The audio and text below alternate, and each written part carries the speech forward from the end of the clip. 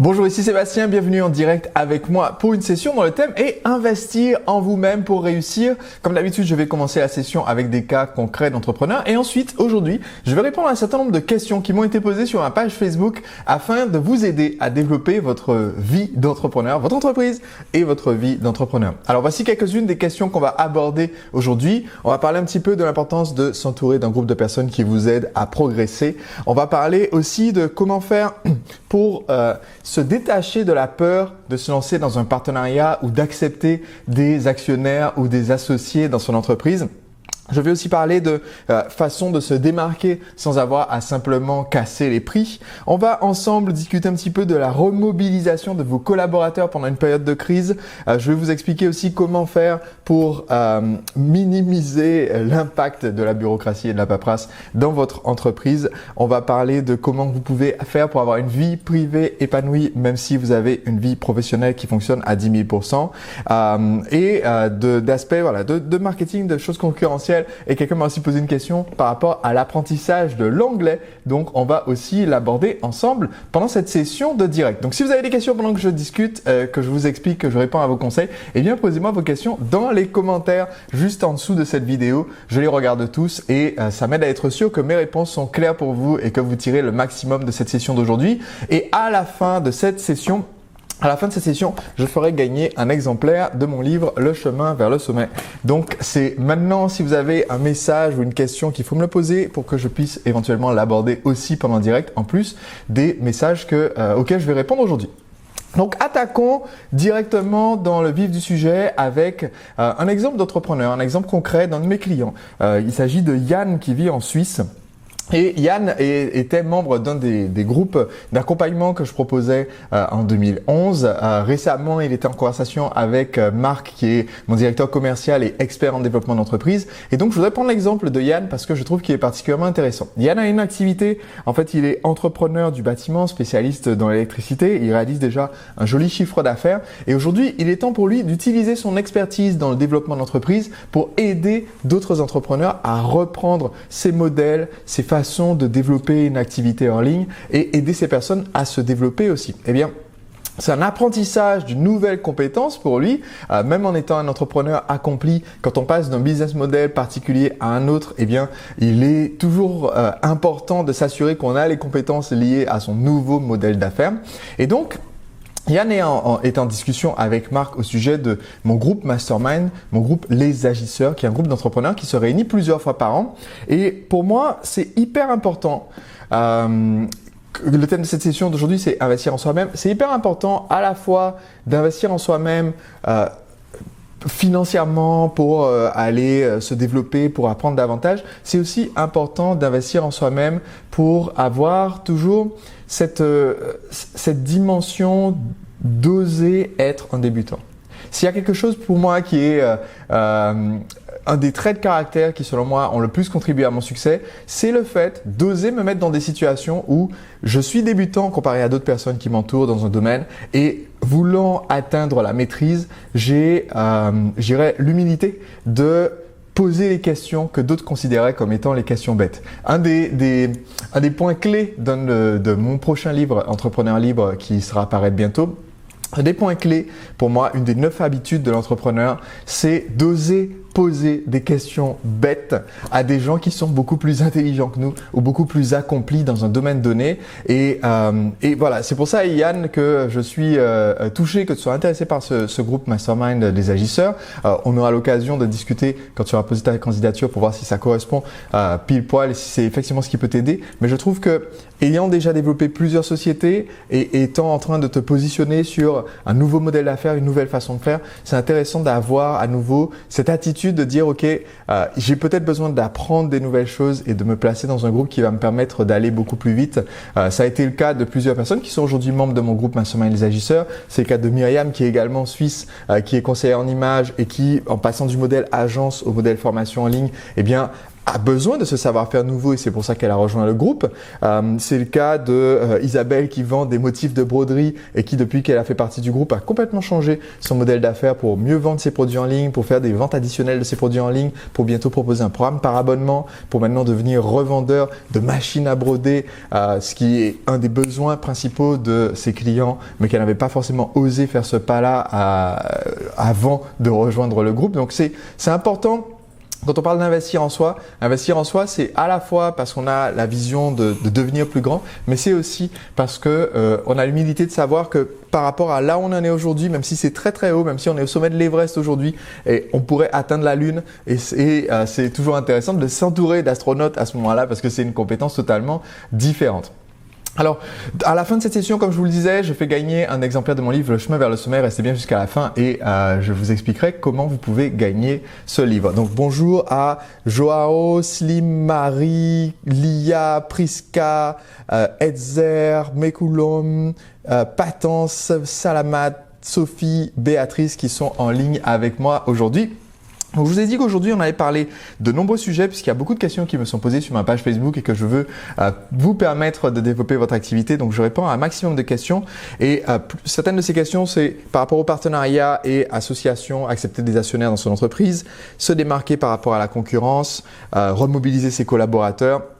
Commençons tout de suite par rapport à la question de Guérassi qui me dit qu'il a du mal à accepter, à s'ouvrir à accepter un actionnaire dans son entreprise qui est une entreprise de mode et c'est un petit peu de la peur.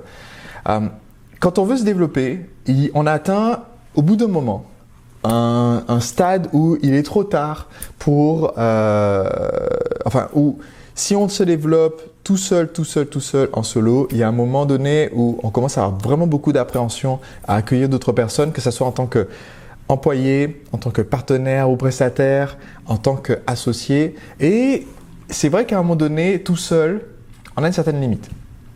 Et aujourd'hui, peut-être que pour toi, c'est justement le moment où tu as atteint cette limite et où aujourd'hui, tu en es au maximum de ce que tu peux faire avec tes capacités, avec tes ressources, avec ta capacité de réflexion. Et donc, c'est le moment de réfléchir à chercher une association.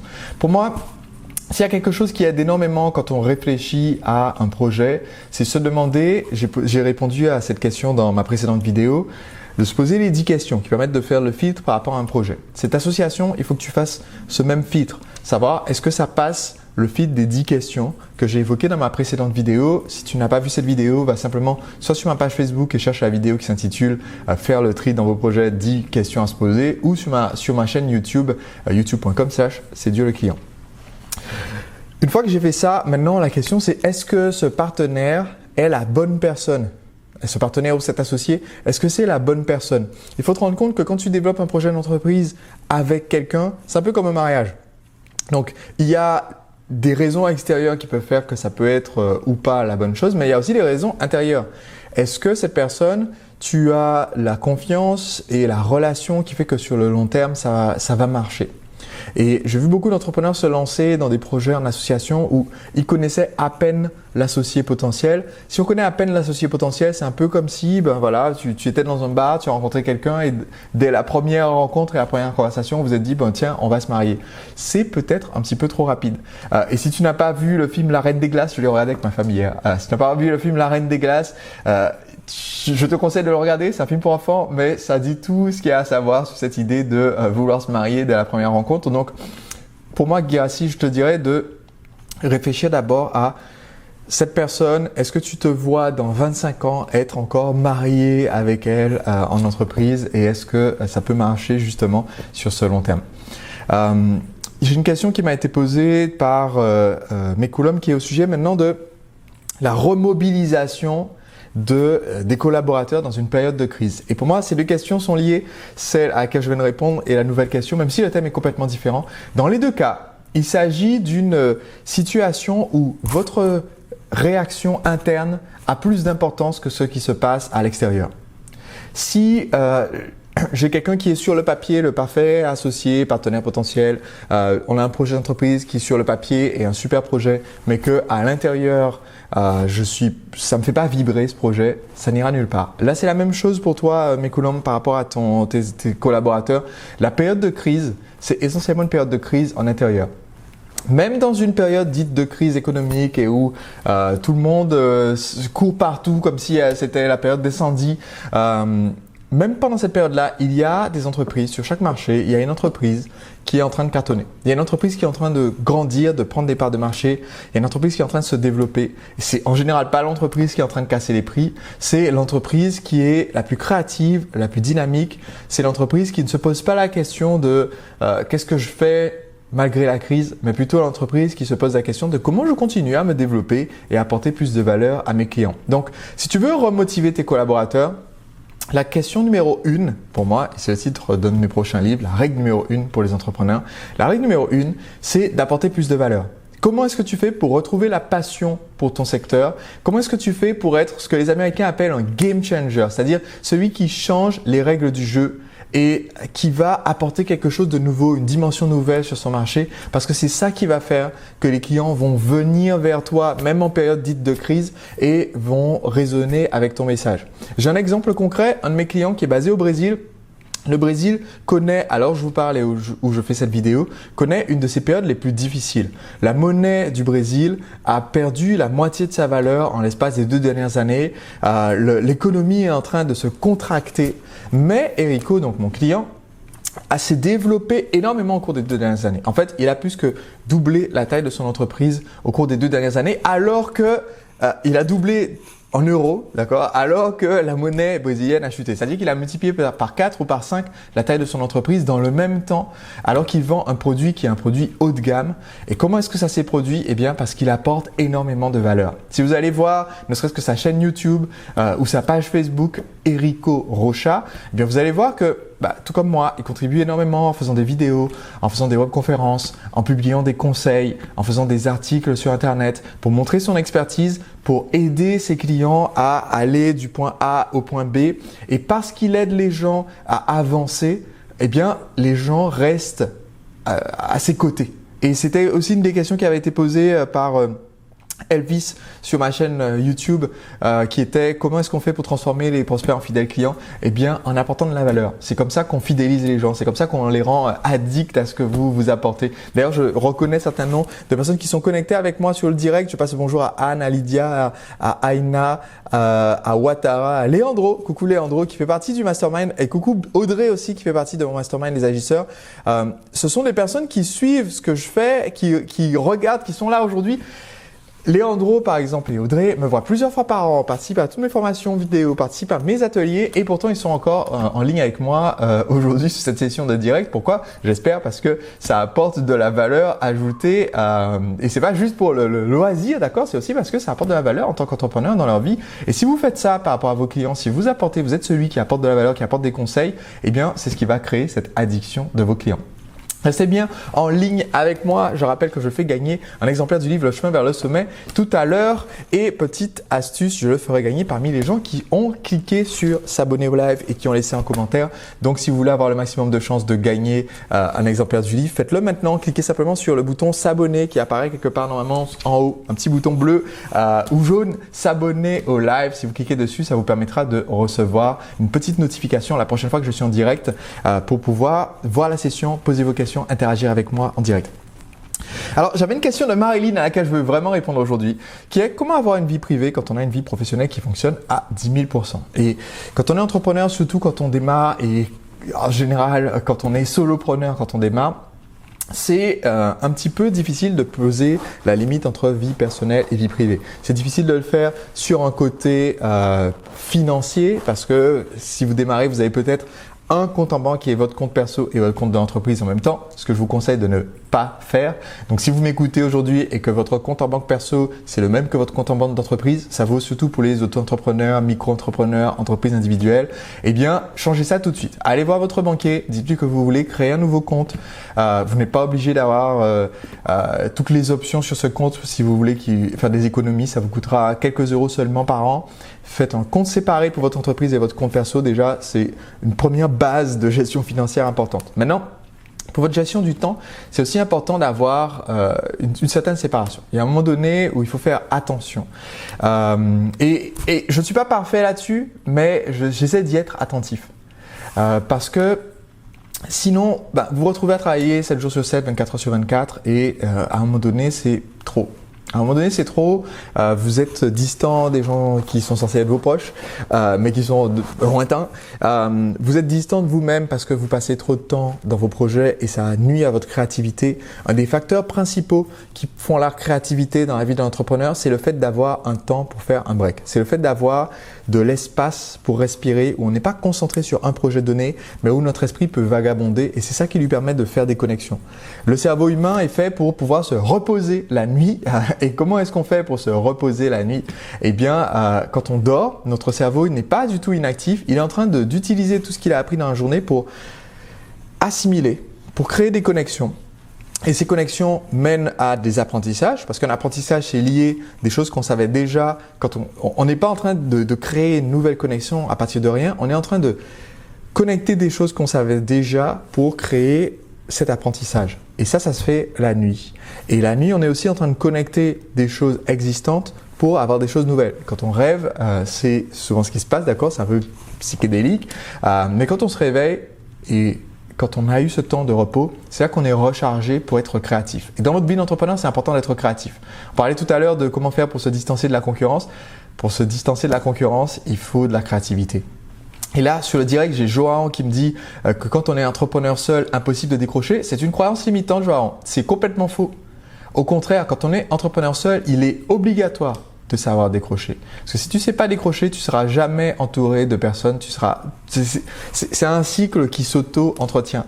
C'est comme si tu dis, je suis sur la mauvaise route, j'ai pris l'autoroute dans le mauvais sens et une fois qu'on a pris l'autoroute dans le mauvais sens, c'est impossible de changer. Bah oui, mais dans ce cas-là, à un moment donné, tu vas finir par frapper une voiture qui arrive en face, quoi. Donc c'est à ce moment-là qu'il faut déjà peut-être chercher la prochaine sortie ou s'arrêter et faire tout de suite demi-tour pour sortir, se mettre sur la voie de secours et essayer de faire le demi-tour ou juste s'arrêter sur la voie de secours, d'accord, et appeler les secours, mais pas juste continuer à fond en disant oui, mais maintenant c'est impossible de s'arrêter une fois que je me suis engagé sur cette voie. Donc c'est important, c'est obligatoire. Alors dans les commentaires, il y en a qui me disent oui, mais c'est obligatoire, mais c'est peut-être obligatoire, mais c'est difficile. Oui, il vaut mieux faire ce qui est difficile et qui va te sauver la vie, plutôt que de dire mais c'est trop dur et je préfère baisser les bras. Donc, comment est-ce qu'on fait concrètement, pour vous donner un conseil concret? Si je suis entrepreneur solo et que en ce moment je n'arrive pas à respirer, je vais placer mon temps de repos et mon temps de réflexion stratégique d'abord. Je vais regarder dans mon agenda et je vais dire ok, quand est-ce que je passe une journée où je suis déconnecté, sans mon téléphone, sans mon ordi, sans répondre à des clients, sans aller voir des clients, sans livrer des produits, etc. Je place cette journée, c'est hyper important, je place ce temps de repos. Ce temps de repos, c'est de minuit à minuit, il n'y a pas de boulot. Ensuite, je place maintenant mon temps stratégique. Si vous prenez le temps de bloquer un temps de réflexion stratégique, moi j'en ai toutes les semaines et j'en ai aussi tous les trimestres. Tous les trimestres, j'ai du temps de réflexion stratégique qui sont des journées complètes. C'est le temps que je passe avec mon mastermind, c'est le temps que je passe à me faire coacher, c'est le temps que je passe une journée complète avec la personne qui est aujourd'hui mon bras droit, Annick. Et j'ai aussi chaque semaine un temps stratégique. Il s'agit d'une session d'1 heure ou 1 heure et demie que je passe. Alors, à une époque, c'était tout seul. Maintenant, c'est avec mon bras droit, Annick, pour penser stratégiquement. Et la première question que je me pose pendant cette session, c'est qu'est-ce que j'ai fait cette semaine que je ne devrais plus jamais avoir à refaire? Et ça m'a permis de m'éliminer énormément de charges de travail et de charges de frustration. D'accord? Qu'est-ce que j'ai fait cette semaine et que je ne voudrais plus jamais avoir à refaire? Si vous notez cette question et que vous la posez chaque semaine, vous allez vous rendre compte qu'il y a des choses que vous faites aujourd'hui par routine ou par habitude, mais que vous ne devriez réellement pas faire. Soit parce qu'elles n'apportent aucun retour, et ça j'en ai parlé dans ma précédente vidéo, soit parce que c'est quelque chose qui apporte peut-être du retour, mais qui vous fait perdre du temps et que vous feriez mieux de confier à un logiciel qui peut l'automatiser. Par exemple, poster sur Twitter vos articles de blog. Bon, mais voilà, ça sert à rien de faire ça à la main, quoi. Il y a des logiciels gratuits pour le faire, des plugins pour votre blog, soit parce que vous pouvez le confier à quelqu'un et c'est pas obligé de prendre un salarié à plein temps pour faire tout ce que vous voulez déléguer. Je vais vous donner un exemple concret. Quand j'ai démarré mon activité, je me suis rendu compte, je démarrais une activité de coaching amoureux pour les hommes célibataires. Et il faut dire que c'est un milieu où il y a beaucoup d'hommes frustrés, d'accord? C'est vrai, hein, des gens qui sont célibataires depuis longtemps. Il y a des gens qui ont un petit peu de difficultés dans le contact social, c'est normal aussi. C'est ça que ça sert le coaching, c'est pour améliorer ce genre de problème. Mais le problème, c'est que du coup, vous recevez beaucoup de mails déjà, un, et deux, quelquefois des mails de gens qui sont pas très adaptés socialement. Donc il y a des gens qui vous envoient des mails, mais des mails qui viennent d'une autre planète, quoi. Des mails d'insultes pour vous dire voilà, ça s'apprend pas de toute façon d'apprendre à séduire, soit on est bon, soit on est nul, donc c'est de l'arnaque ce que vous faites parce que voilà, genre il y a pas d'espoir pour les gens timides. Et je me suis rendu compte que répondre à ces mails individuellement et trier tout ça et répondre à des mails très négatifs de personnes qui ont clairement besoin d'aide, mais qui sont dans une situation difficile dans leur vie et qui donc du coup ont du mal à communiquer de façon très positive, je me suis rendu compte que ça sapait mon énergie, mon enthousiasme et ça limitait ma capacité à donner plus de valeur parce que je répondais à une personne, un truc que j'avais déjà répondu à 10 000 personnes et que ça affectait donc ma confiance et mon énergie. Donc qu'est-ce que j'ai fait? J'ai embauché quelqu'un qui était pas du tout un salarié à plein temps, qui était en fait un ami qui avait besoin de quelques sous. Et je lui ai dit, écoute, est-ce qu'on peut se mettre d'accord pour, je sais pas moi, 100 € par mois? Tu prends juste une heure de temps en temps, une heure par jour ou moins d'une heure par jour et tu tries juste ces mails et tu réponds avec des réponses toutes faites parce que j'ai déjà répondu plein de fois. Donc tu copies-colles, tu réponds à la personne de ma part. Et ça m'a libéré instantanément des heures et des heures de travail pour 100 € quoi. Parce que à l'époque, je venais d'avoir mon diplôme, j'étais en train de créer ma boîte et j'avais des amis qui étaient étudiants et pour qui 100 € par mois, ça représentait pas mal quoi. Il faut savoir être débrouillard. Alors aujourd'hui, maintenant que j'ai une entreprise, d'accord, et que on s'est beaucoup développé, maintenant je peux me permettre de payer des gens réellement, d'accord, qui font partie de mon équipe et qui sont à plein temps pour faire du service client. Mais à une époque où c'était pas possible, et à cette époque-là, j'ai dû être débrouillard. Et j'ai fait une vidéo sur la débrouillardise. Certains d'entre vous ont vu, d'accord. C'est hyper important de savoir être débrouillard quand on démarre en tant qu'entrepreneur, parce que si vous n'êtes pas capable d'être créatif pour trouver les solutions à vos problèmes, vous n'allez aller nulle part. Ok. Alors, je réponds rapidement à une autre question qui concerne l'apprentissage de l'anglais. C'est une question de Charles qui me dit voilà, l'anglais aujourd'hui ça joue un rôle très important dans la vie d'un entrepreneur. Quels conseils je peux donner pour apprendre rapidement cette langue étrangère? Aujourd'hui, je suis bilingue en anglais, ça n'a pas toujours été le cas, mais j'ai une ressource à te recommander, Charles, pour apprendre l'anglais plus facilement et une technique qui permet de plus rapidement assimiler.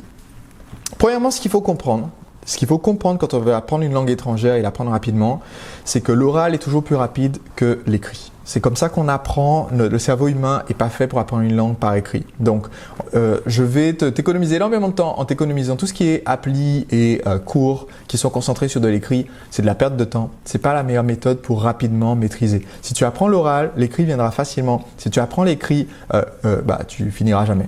Donc, première chose, il y a l'oral. Deuxièmement, en termes de méthodes, les méthodes qui sont les plus efficaces sont les méthodes qui sont conversationnelles, c'est-à-dire c'est comme le cours se produit comme s'il y a une conversation et le niveau de la conversation devient de plus en plus complexe.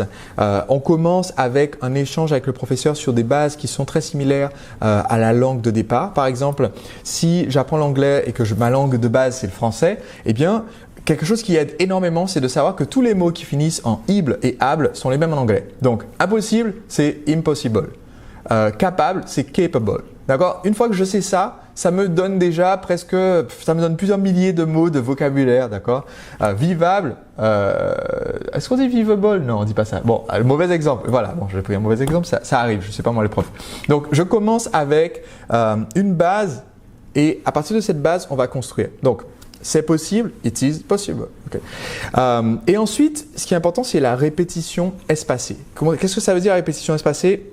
Quand on apprend, et ça ne vaut pas que pour les langues, mais c'est particulièrement important pour les langues, quand j'apprends quelque chose, il faut que je le révise rapidement. Je vais le réviser au bout d'une minute, je vais le réviser au bout de 2 minutes, je vais le réviser au bout de 10 minutes, je vais le réviser au bout d'une heure, je vais le réviser au bout d'une journée, au bout d'une semaine, au bout d'un mois, au bout d'un an. Et c'est ce qui fait que cet apprentissage va rester. Et donc, il existe des méthodes, 2 méthodes que je connais, que j'ai utilisées pour apprendre des langues étrangères, qui sont particulièrement efficaces. La première méthode s'appelle Michel Thomas. C'est une méthode qui est à l'origine créée par un Français, ex-héros de la Résistance, qui a une histoire très passionnante et rocambolesque. Et donc, Michel Thomas Une très bonne méthode pour apprendre l'anglais. Et le premier CD de la méthode est disponible gratuitement sur Internet. Si tu cherches Michel Thomas MP3 sur le site de Haraps, il y a tout le premier CD de la méthode qui est disponible en téléchargement gratuit pour t'inciter à prendre les 6 CD. Ça, c'est une très très bonne méthode. C'est ce que j'ai utilisé pour apprendre le portugais et me retrouver la première fois que je suis allé à une conférence au Brésil. Je me suis retrouvé interviewé par la télévision brésilienne et j'ai répondu en portugais à leurs questions. Et là, j'étais plutôt fier de moi. Une autre méthode s'appelle Pimsleur. P-I-M-S-L-E-U-R. Mais Pimsleur, c'est un peu plus cher. Donc, je recommande plutôt la méthode Michel Thomas. Et ensuite, mon astuce pour apprendre à maîtriser l'anglais plus facilement, eh bien, c'est de choisir une série télé. Moi, j'ai choisi Friends à l'époque et de regarder en fait en anglais, sous-titré en français. Tu regardes les épisodes en anglais sous-titrés en français, tu vas juste entendre les mots et ça va créer quelques connexions. Ensuite, tu regardes à nouveau les mêmes épisodes en anglais, sous-titrés en anglais. Comme ça, tu vas apprendre à faire le lien entre ce qui est dit en anglais et la façon dont c'est écrit. Donc, à l'écrit, tu vas mieux comprendre, d'accord? Au début, tu n'auras pas trop l'oreille, mais tu vas apprendre à séparer les mots. C'est particulièrement important parce que quand tu vas entendre un Américain dire « Oh, you know, it's very important to be able to savoir si mon... »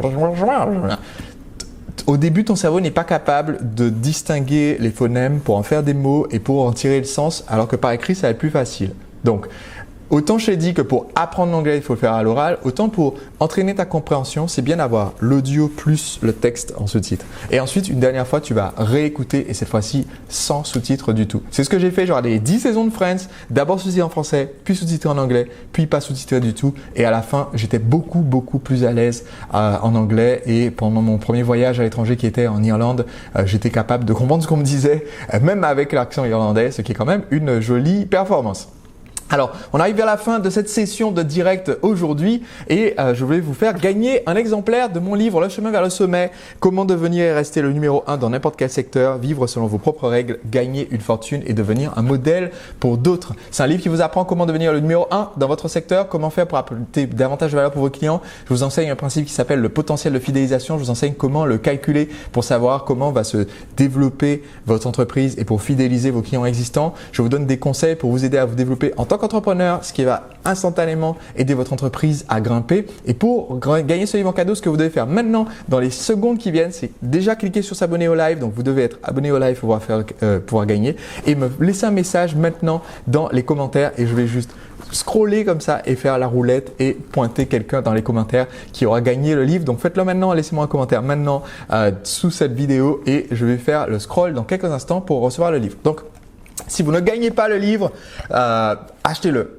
Vraiment, c'est un livre qui peut vous aider énormément à développer votre entreprise. Mon offre spéciale en ce moment, c'est que vous pouvez recevoir le livre gratuitement sur verslesommet.com, comme le titre, verslesommet.com.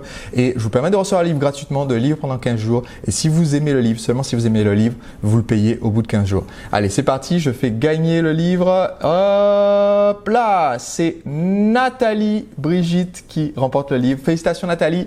Il faudra juste que tu envoies, je t'enverrai dans les commentaires la façon de pouvoir recevoir le livre, parce que c'est un livre papier, donc on te l'envoie chez toi. Et avec le livre, tu gagnes le livre, la version livre audio en MP3 à écouter, la version électronique et les vidéos de bonus de formation. Donc, si vous voulez vous aussi profiter de ce livre, Le chemin vers le sommet, pour développer votre entreprise, allez juste sur verslesommet.com. Je fais une offre spéciale qui ne va pas durer très longtemps. Quand mon prochain livre va paraître, je vais terminer cette offre spéciale sur mon livre Le chemin vers le sommet, qui a déjà été lu par des milliers d'entrepreneurs. Allez sur verslesommet.com, achetez le livre et je vous retrouve très bientôt. Pensez à cliquer sur s'abonner au live pour être notifié pour la prochaine session directe. Je vous retrouve très bientôt en direct sur cette même page Facebook et sur mon compte YouTube, youtube.com/c'est Dieu le client. Allez, c'est Sébastien, marketeur français. Je vous dis à très bientôt. Au revoir.